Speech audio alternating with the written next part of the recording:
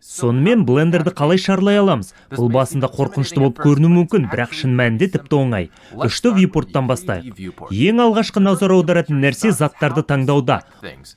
Өте оңай, сол нұқымен затты таңдайсың, бос жерді нұқып таңдауды алып тастайсың. Және де барлық заттар таңдау үшін A-ді басып, Alt-A мен таңдауды алып тастай аласың.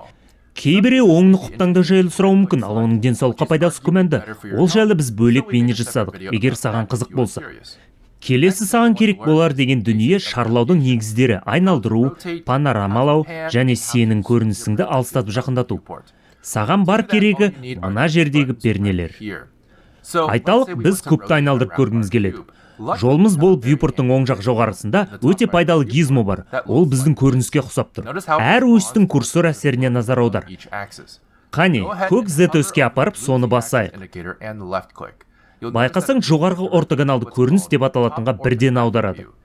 Ол кез келген өсті таңдаған кезде сәйкес көрініске бірден апарады.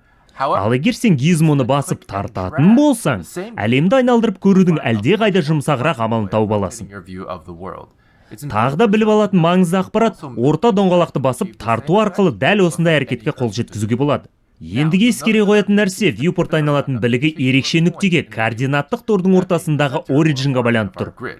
Осы сәтте біздің текшеміз сол жерде тұрғандықтан ыңғайлы болып тұр.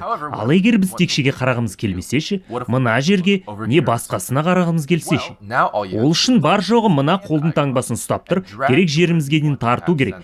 Енді көріністі айналдырған кезде біздің көру нүктеміз ауысқанын байқайсың. Ыстық пернешілер тышқанның ортасын бастап қалаған жерге тартқанда тура сондай әрекет болады. Әрине, мұны вьюпорттың кез келген жерінен жасауға болады. Бірақ мен біздің текшемізге қайта қарағым келіп тұр делік. Ол үшін не істеу керек? View менюінің ішіне орналасқан Frame Selected командасын таңдау керек. Бұл назарды объектке аударады, немесе таңдалған объектке көріністі бұрады.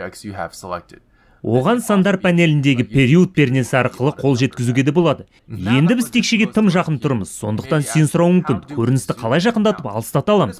Ол өте оңай. Мұнда үлкейткіш әйнектің сурет тұр, соны басамыз да қалағанша тартамыз, немесе тышқанның доңғалағын айналдыра аламыз. Сонымен қатар сандық панельде плюс пен минус пернелерін басуға болады.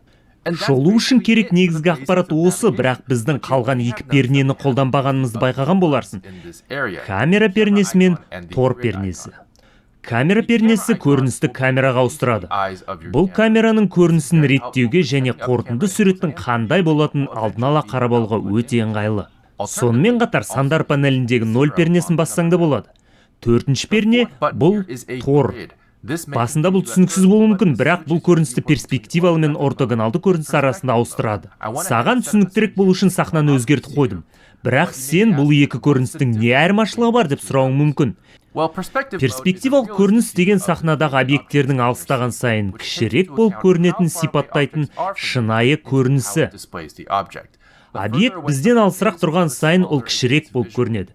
Керісінше, ортогоналды көрініс бұл заңдылықтың барлығын елемей, алыс тұрған объектілерді нақты өлшеммен көрсетеді. Бұл шынайылыққа келмейтін көрініс, бірақ модельдерді жасауда әлде қайда ұқыптырақ етуге көмектеседі, әсіресе айталық 2D концепттік нобайларда.